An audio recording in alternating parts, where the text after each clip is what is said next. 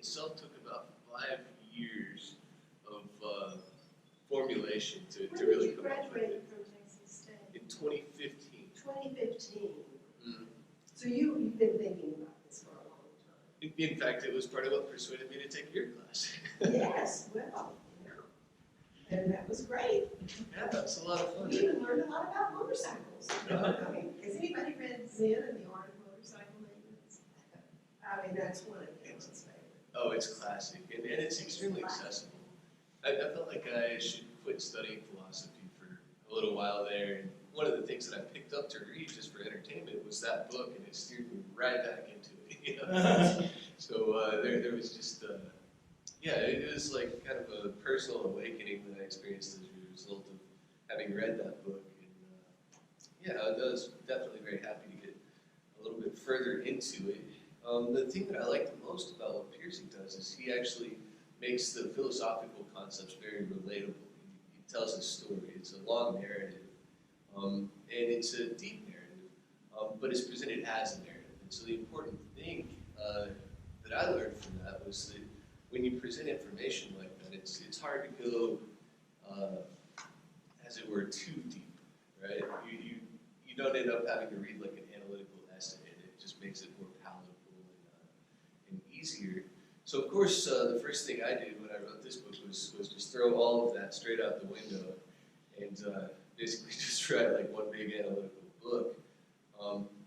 But the goal was to kind of mix it up a bit and make it approachable, which, you know, part of what the jury's still out on is how successful I was in making it approachable, because it is a tough subject. You know, like what is dialectics? Like what is this trouble that we experience when we start to speak our minds about a difficult subject, and we just kind of run into walls, and we have these problems expressing ourselves, and what causes them? You know, why was it so easy for Socrates to trip up the Athenian nobility and get them to contradict themselves? These are smart people, right? They're running things. There's no way that, you know, Euthyphro, for example, should have such a difficult time expressing himself to Socrates. Or you know, a number of the other dialogues, Gorgias is like that as well. And so part of the problem that this book is meant to address is, you know, sort of that deeper character of language and some of the issues with it. But before we dive in, I want to take just a second to say what I mean by dialect. So I have an example for this, and I tend to stand up and pace around a lot if that's okay. What's up? Have you ever heard that word? Peripatetic. What does that mean? Apparently Aristotle was peripatetic. He had to like walk around. Oh, the skull and the scroll. If I remember correctly, they like actually named the group of philosophers from this tradition like peripatetics. Well, I'm your perfect lay person because I don't know what dialectic is. All right. Well, hopefully we can help with that, because if you will think with me of somebody flipping a coin and someone else calling it in the air, and then the person catches the coin and puts it down, it's either heads or tails, right? So ordinarily when we use language, the thing that we want to express about the coin flip is the result. So we say it was either heads or it was tails. But really and truly, anytime anything was actually heads or tails, there are at least two people involved. There's probably a reason. There's a coin, there's a place. So all of this setting that goes into that actual coin flip is neglected when we start to speak about the coin actually flipping through the air, right? So what a dialectic is the interplay between, you know, heads on the one hand, tails on the other hand, and the entire possibilities, the entire setting of the situation in which you can arrive at the call of either heads or tails, right? So it's just a little bit more information. But what that information does is it governs sort of this conflict between opposites that unfolds as the conversation takes place. Is that a fair definition, Dr. Carson? Well, yeah, and I mean, maybe some of you've heard, and I don't want to lock Dylan into this particular framework, but I think it helps you to understand a lot of dialectical thinking starts out with something called the thesis, and of course here we're using language. Somebody makes a claim about something, it could be a metaphysical claim. I mean, supposedly the first philosopher was Thales, and he said, everything is water. And that's the thesis. It's all water. And I mean, that was pretty smart, actually. I mean, he had an argument for that. Sure.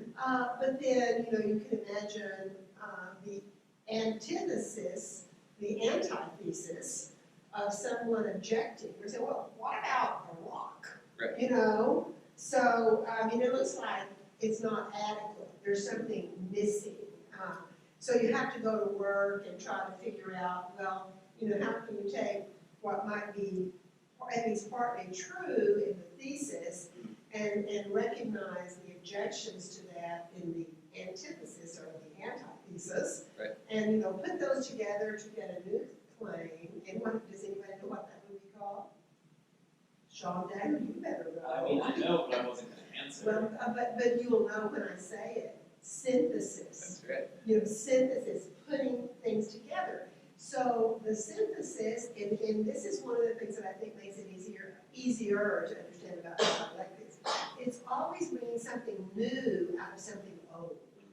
So, you start with a claim that's like the seed, then there's a counterclaim, then you work on it, and then you come up with something new. But you don't ever leave the old completely behind. Exactly. But then you're not done. Because unfortunately, the synthesis becomes a thesis, and then you have to. So, it's like housework.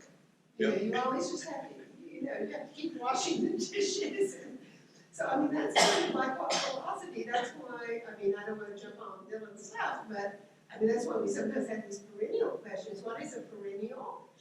In plants, it's like a plant that just keeps coming back every year. And so these, questions, we have questions as human beings that just keep coming back. Right. So they're perennial, and we have to keep working on them, but we're never done. Does that help you to understand what dialect is? And you know what? It's everywhere. That's one of the things that when you start studying these patterns, you find them in science, in art, in philosophy, in literature. They're just everywhere you look. Oh, in myth. Has anybody ever read Joseph Campbell? Like or about the hero's journey? So, I mean, the hero, it has a home, and then the hero has to leave home and get tested and have trials and tribulations, and then, the return. But then when the hero returns, he's transformed. He's kind of the same person, but yet he's a new person. So, I mean, this is just a pattern. It's a universal. I mean, you're going to call them universal archetypes, right? Universal archetypes. I don't. Dialectical archetypes. Okay. Yeah. I'm sorry. Yeah. You don't want to go that direction. Yeah, but let's actually kind of kick it from there and just talk about perennial questions of philosophy. A perennial is a plant that goes dormant in the winter and disappears in some cases even, and then comes back in the spring and has new life, and even though it's the same plant, right? So it's changed, it's gone away for a while, and then it comes back, right? And honestly speaking, with respect to perennial questions of philosophy, there are only a handful of these different questions, but they're expressed in different ways by different generations at different times, and different answers are arrived at. So with respect to the approach that I would like to take in answering these questions, my goal is always to try to work with a methodology rather than with a particular set of answers, because I want to respect the fact that everybody has to kind of do this on their own for themselves to get any value out of it. So what I want to do here is I want to point out a relationship between these 5 questions. There are always going to be foundational assumptions in anything we do that involves language, and that's a fact that I will argue for later and kind of prove out. But with respect to that primacy of the answer to the question, what can we know, we'll find that with the other 4 questions, so what can we do, right? The question of action, what's possible, right? The limits. And then why are we here? So what is the meaning of life? What is justice, or how should we act? Are we predetermined, or do we have free will, right? So I've kind of reformulated these guys so that they flow just a little bit more naturally, and they're just a little bit less likely to already be things that people are thinking of in a set way. But really, even if we come up with a very, very good answer to question 2, 3, 4, or 5, we're always assuming that there is some sort of a basis in which we can know that our answer is, worth saying. I wouldn't say even certain, right? We have to know things just to know that it's worth speaking up at a particular time. So there are tie-ins that run very, very deep from this first question all the way through these other 4. And honestly speaking, I think when we talk about the perennial nature of these questions, that's probably one of the key things that we can take away from this analysis, right? Because what we know changes over time, even collectively as a society. Nobody knew how to make one of these, a smartphone 100 years ago, right? So knowledge itself is continually being updated. It's continually adapting to the changes wrought in our environment by previous knowledge, which is a little bit of a twister. But yeah, so knowledge comes first in some sense. We have to be able to speak about the meaning of life in terms that make sense before we can do it at all. So we have to know what meaning is, we have to know what life is, and honestly speaking, we probably need to know a good deal about whose life, right, is being evaluated in this case, to really approach the question in a meaningful way.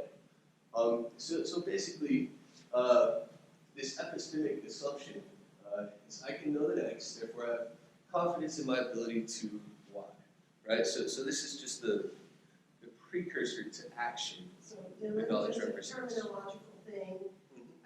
So the branch of philosophy that studies knowledge and the nature of knowledge and its limits is called epistemology, which comes from the word episteme, which is the Greek word for knowledge. So if that's throwing you off about epistemic assumptions, Sure. then that might help you a little bit, yeah. Absolutely.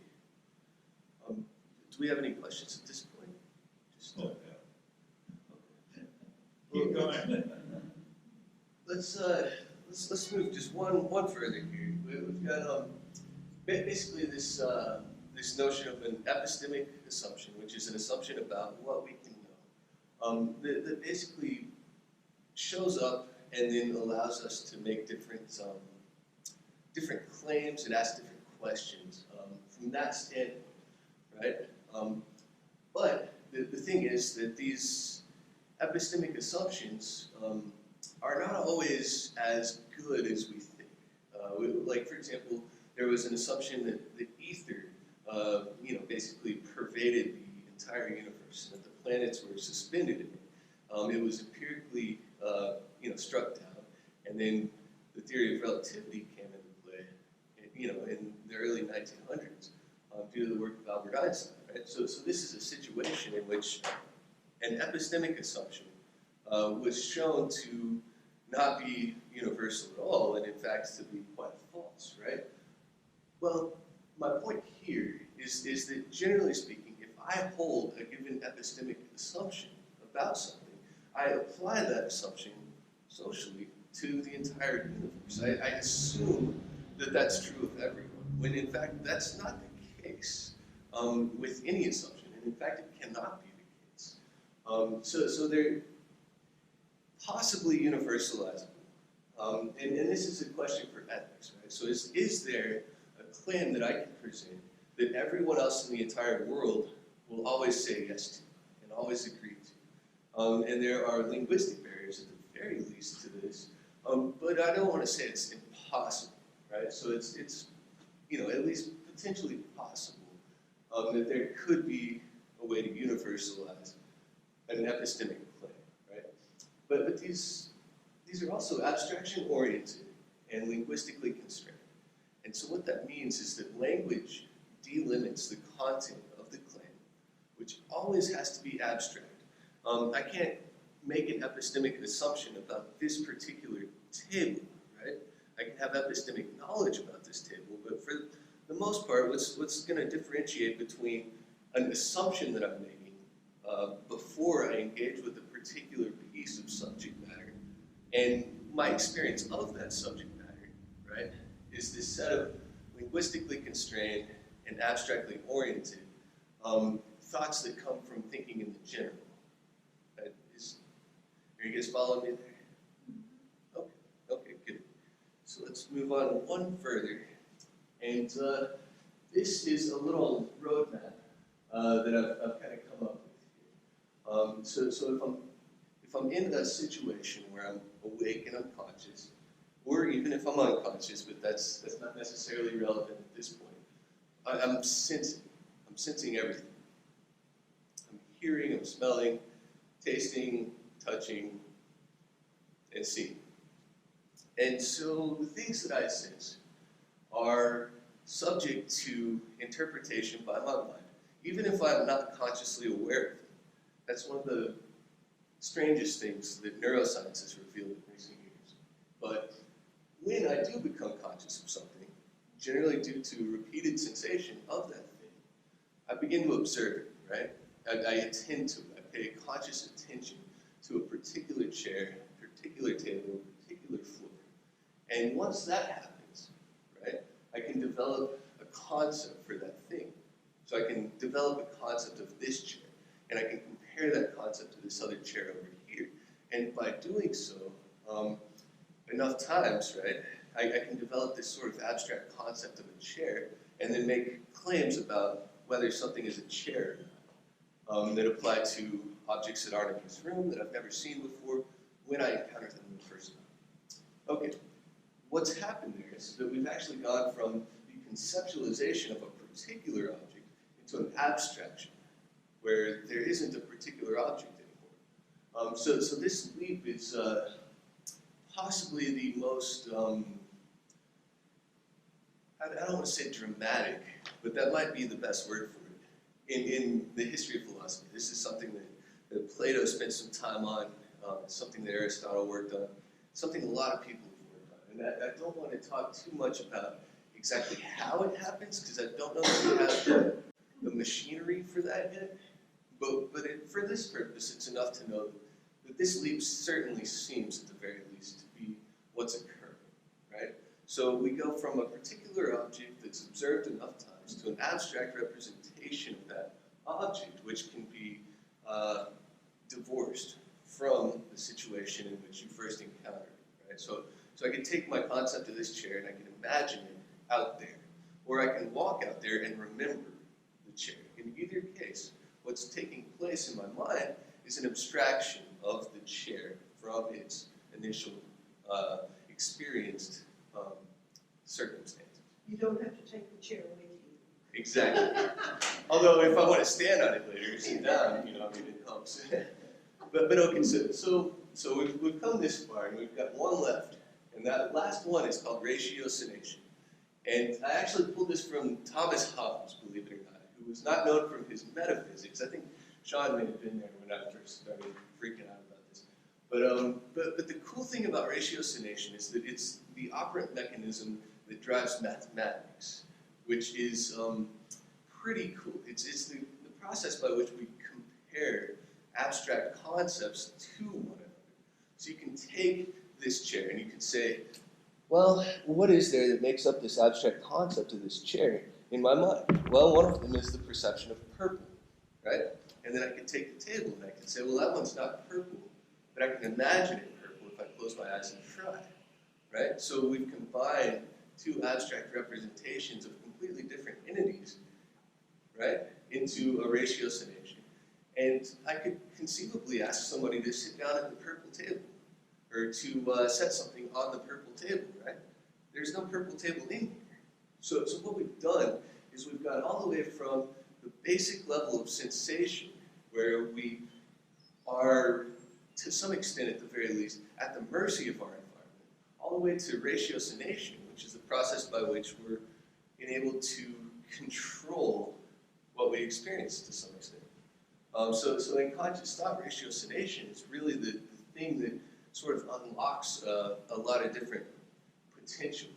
And I'm gonna, all right, this is, okay. So this is Eminem, right? I was thinking that maybe we'd have some undergraduates here today. They generally like Eminem. I remember it now. There we go. All right, we got one. Listen to it with my kids and grandkids. But I wanted to make a really bad pun here because the thing is that abstractions allow us to lose ourselves. And every noun in this entire clip from the song is an abstraction. So, you know, they let us lose ourselves. Anyway. All right, so moving right along. Is he plays a song called yourself? Mhm. Yeah. Yeah. Okay, so the question is, what do we do about this? What does this mean for us personally when we interact with these ratiocinated abstract concepts? Because one of the things that tends to happen is we can actually make up concepts of things like pink zebras that don't actually exist anywhere.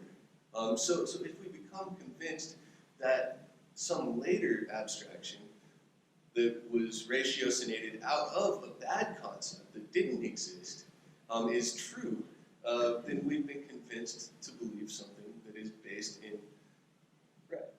Well, and I was just gonna say, again, you know, this happens in art. Think of Picasso and Cubism, and you've got this weird stuff with people's noses on their elbows. Isn't that the same? Oh, it's so much the same. Yeah, absolutely. Absolutely. And well, I mean, tying it back to language in particular, though, one of the coolest things, and I say that, you know, relatively speaking, is that words such as reasonable and sensible actually point us to the direction that we need to go here, which is a situation in which we are trying to evaluate a statement that's in the abstract. It's meant to relate back to the physical world in a way that's not explicitly moral. I might, you know, go ahead and add, just because I don't think art is bad, and I don't think that we need to ignore art in this necessarily, right? But if I'm making a claim about the world in the abstract, then there should be this sort of relationship between each part of this process, where you can go forwards or backwards.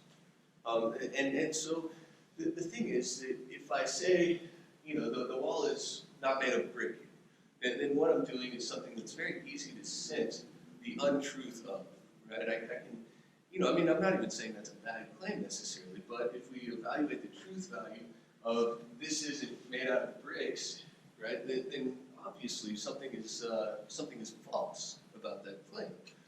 So it becomes very easy at the level of, you know, in particular observation, to evaluate claims that are made in the presence of the object that the claim is being made about. But in a lot of situations, you end up with these ratiocinations that are incredibly complex and that tell us to act in a particular way and that are more or less impossible to ever translate back into observation or sensation. So we end up in a situation where we don't know exactly what to make of a particular statement that's being made, right? So ideally speaking, when we make our arguments, it's best to evaluate the abstract concepts that we encounter and just ask ourselves, can we get all the way back down to the level of sensation? If not, why? If so, then is it true or false? And so it gives us sort of an algorithm that we can use to try, at the very least, to be more clear in our communication so that we don't lose our train of thought when we deal with abstract concepts so much. So how would you reverse something?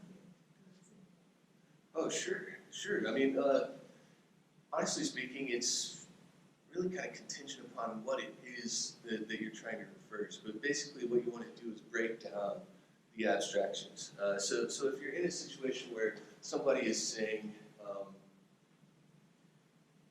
throw a statement out there. What's a statement we can break down? Just an abstract claim about the universe. Sean? Abstract claim about the universe. Sorry to have some examples, but I don't want to bring them up too You are Something the exists. universe. Everything is water. Oh, okay, let's say everything is water is the ratiocination, right? So these are two, actually, we've got three abstract concepts there, right? We've got thing, we've got all, right? So that's everything, and then we've got the concept of water. And so, at some level, it's incredibly obvious that everything isn't water, because this isn't water, and that's not water. This isn't water.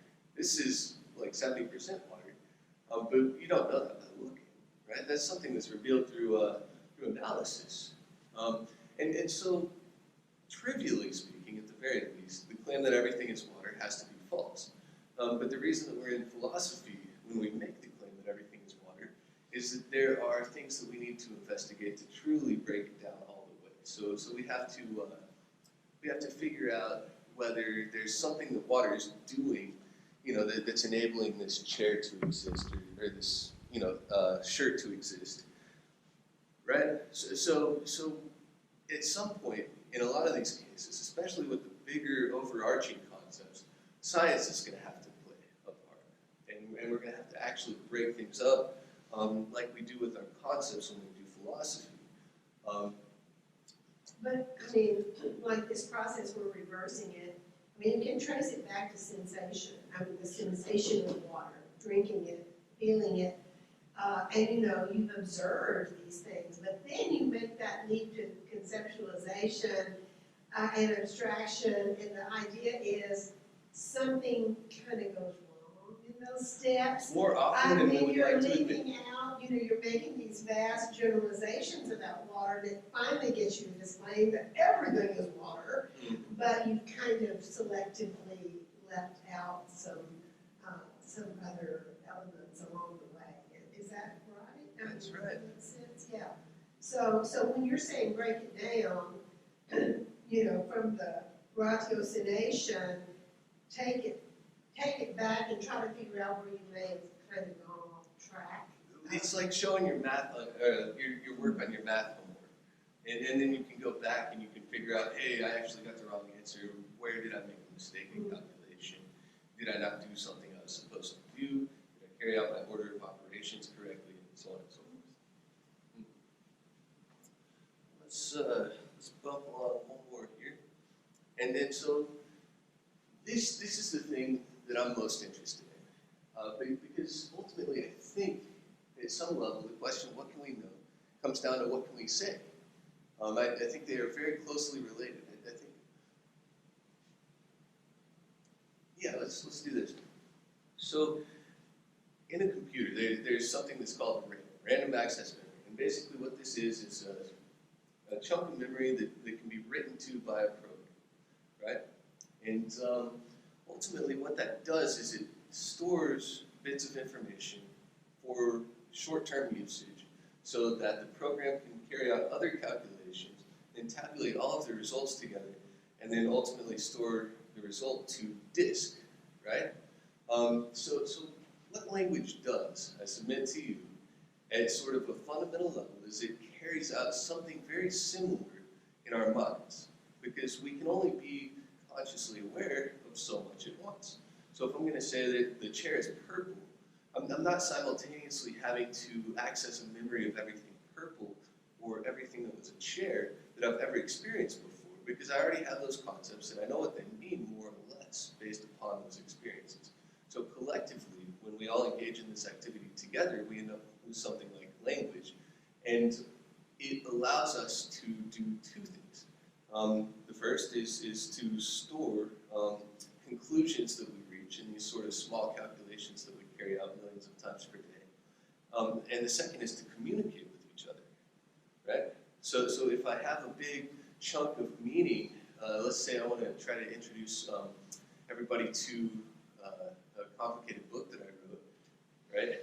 Then what I want to do is I want to break that up into the most manageable chunks possible. I want to try to communicate those in a way such that not only am I expressing myself correctly, but everybody's understanding, right? right? So everybody's hearing the words, everybody's putting the words back together in their own mind, and everybody's sort of reconstructing the concept based upon what was said during, sort of the talk.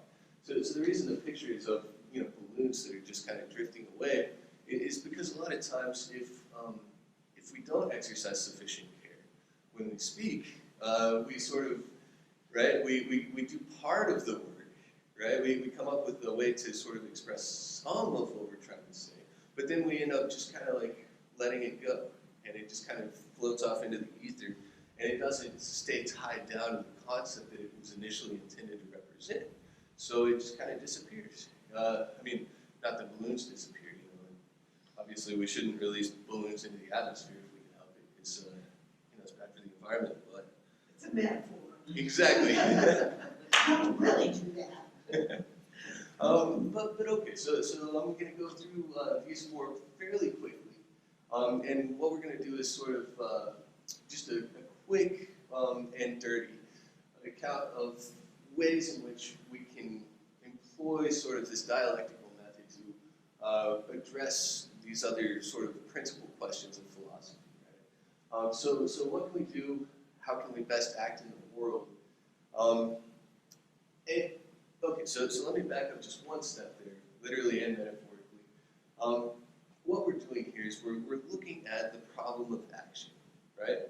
And if we are to act in a particular way, this is the result of us being motivated to act in that way, which is, per Aristotle, right, generally related to us thinking that something good will happen, or that it is good in itself, to do the thing that we're doing, right? So when I make this jump from what can we do to how can we best act in the world, I'm sort of assuming that we're attempting to be philosophical here. And I think that's fair.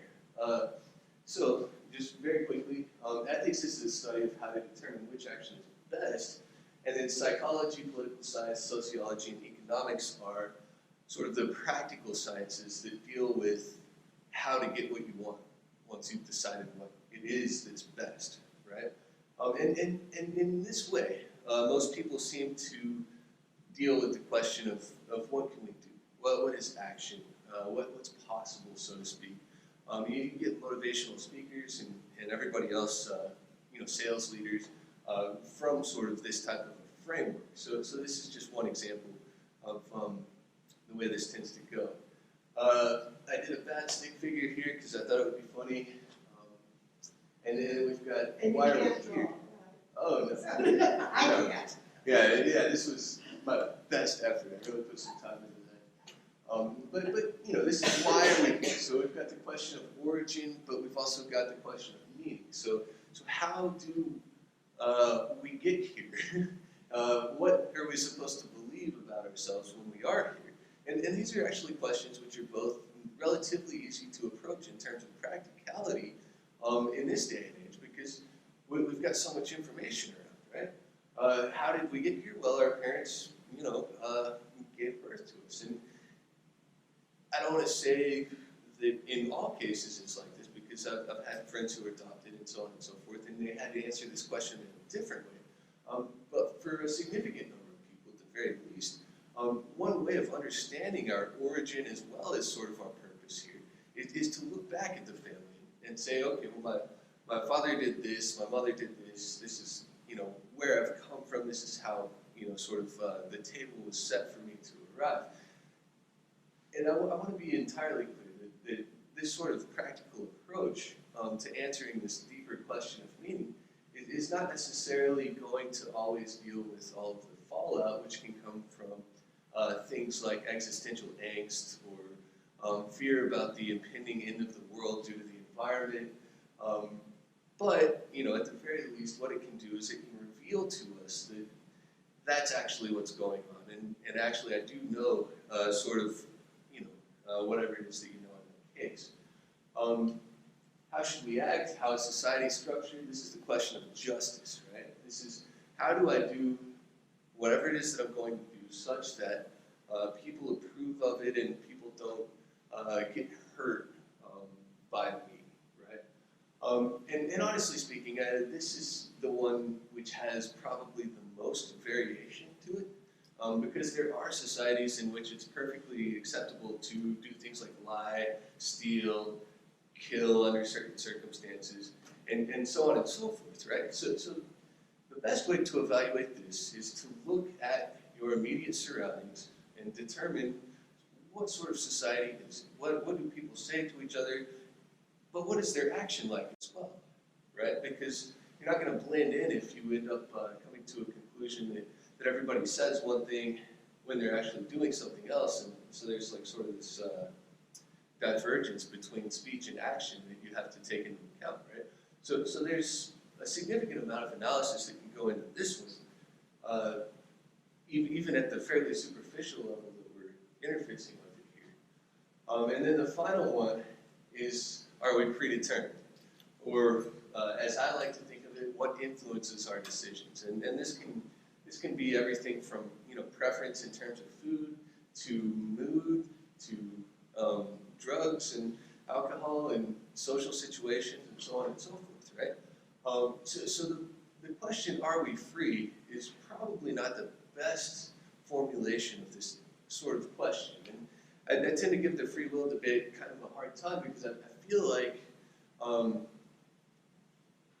well, I mean, not to be overly hard on them, but, you know, over 100 years ago, Nietzsche actually brought up this notion of micro-wills that sort of compete within us to determine what we end up actually doing. And the strongest micro-will sort of wins out.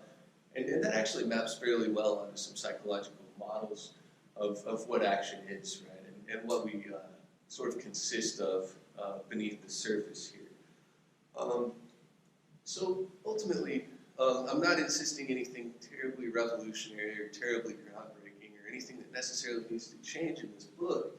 The thought is mainly, let's be extremely careful, let's be extremely willing to embrace even sort of the flawed side of our perspectivalism, right? So if I'm standing here, I'm going to see this part of the room, and this is going to be my field of view, and that's going to be how that works, right?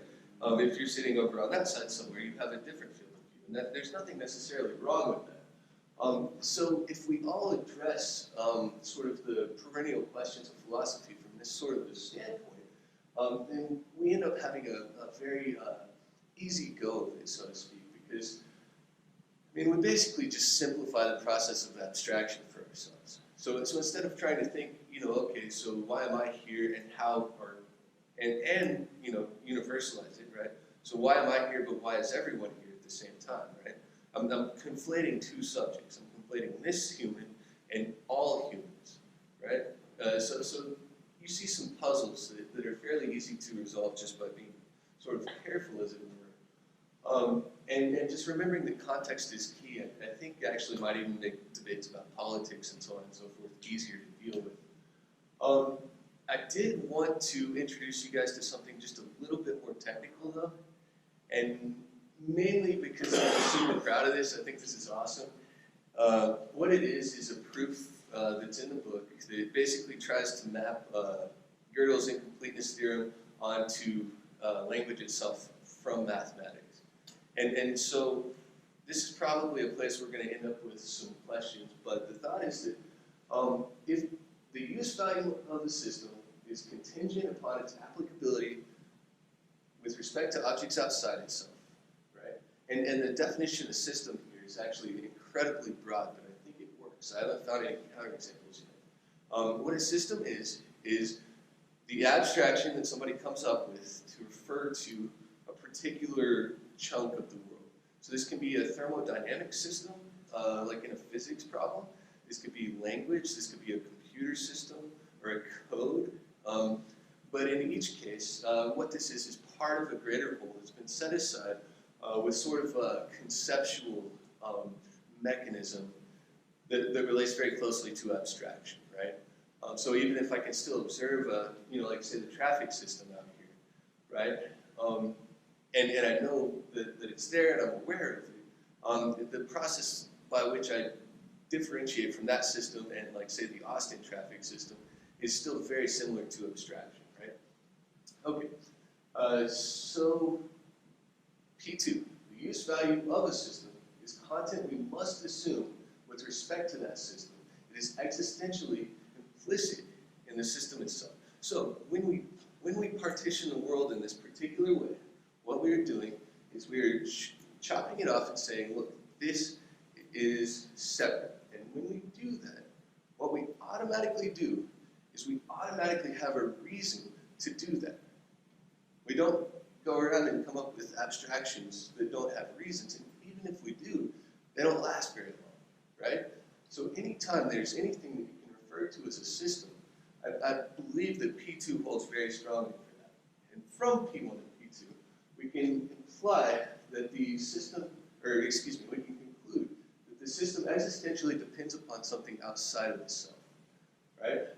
So, and I just want to take a step back because I'm getting kind of some glazed looks, but the thought is that with a system such as language, with a system such as mathematics, with a system such as a traffic system, or, you know, like let's say the water in a pot on the stove that's boiling, right? Every time you conceive of one of these things, what you're doing is assuming, excuse me, not assuming, but what you are doing is you are ascribing a use to that thing, right? Okay. So P3, a system which depends upon something apart from itself for its content. And content is very important here because I don't really want to go into it right now, but basically with respect to content in a particular system, right? What it's doing is it's, wow, kind of like starting to flag here a little bit, I guess. A system which depends upon something apart from itself for its content cannot be complete. So when I use the English language to try to translate this proof into stuff that is understandable, right? Part of that English language that I'm using, right, is the use that I'm using it for. It's the context, right? So since that context is not something that I'm describing when I'm describing the proof, it cannot be complete by itself, right? It relies upon something else for part of what it contains. And that relationship is one of incompleteness. It's not a complete loop, right? The circle is open, and in the open part of the circle, right, you got me, and I'm pulling the two loose ends together, right? And I'm trying to tie it down and make it seem complete so that we can use it. But there is something that's missing from it by definition before we even get started, right? So is the content sort of like an abstraction from something that's bigger than itself? So it's like part of a whole, but the very fact that the content is partial means that it's going to necessarily be incomplete. But they're very, very good at tricking us into thinking that they're complete. Exactly. And people like to claim that whatever. I have the answer. There's nothing that feels like the definitive theory, yes. Absolutely, absolutely. So the conclusion here is the statement in the book that I'm probably the most proud of, period, which is just simply that a system's use value depends upon its incompleteness. So it's not going to be a system you can use for something unless it is incomplete. Which is kind of a paradox, isn't it? It is. Yeah. So it's not useful if it would be completely rigid and static. It's got to have the openness or the incompleteness and kind of the dynamic quality to it before it would ever have any use. Yeah, to relate it to something else, it has to be like that other thing. And if it's like that other thing, right, then it can't be itself. It's not like itself. It's kind of Humans don't like this, and some of them. I mean, that was we're done. This is it. QED, quid pro quo. That's right. Yeah. It's kind of funny you actually said QED because Feynman actually does it. He wrote a book called Quantum Electrodynamics. It was QED. What are the odds? But okay, so just to take this back down to layman's terms, I find the work of Richard Feynman to be incredibly helpful. He thought even the most advanced physics he was working on should be able to be explained to a third grader, or the person who was doing the explaining didn't understand what they were talking about completely. I think he's probably right about that. But the particular thing that he said that I liked so much I stuck in his presentation was what he said about the electron. The electron is a theory. The electron is not an actual particle that exists, right? So even if there is an actual particle out there that fits that description, what he's doing is he's parsing, and he's saying the electron itself, right, is the theory. It's the thing that relates to the other physical equations, which basically allowed us to go to the moon, build the atomic bomb, so on and so forth. Whatever is out there in nature is different. And then it's just this simple, elegant point that he makes that just very cleanly slices the theory that we use to describe nature away from nature itself, because people tend to conflate the things that they talk about with the things themselves. And this makes life difficult. So the whole goal in the book is to come up with sort of a simple heuristic that we can use to be careful and to, be, I suppose, more precise when we divide the things that we talk about from the talking that we do about them, right? Or not quite so arrogant. And one of our weekly topics is called epistemological hubris. So maybe you know what epistemology is, and maybe you know what hubris is. I'm thinking you know everything when there's a heck of a lot. Oh, that's You ought to tweet that out. Yeah, I don't tweet. Somebody in the office. Yeah, oh yes. Oh yeah, okay. The thing. Yeah. All right, guys. So that's about it. Math can't prove itself, language can't prove itself, but language is still useful, so we can use it to make points like this.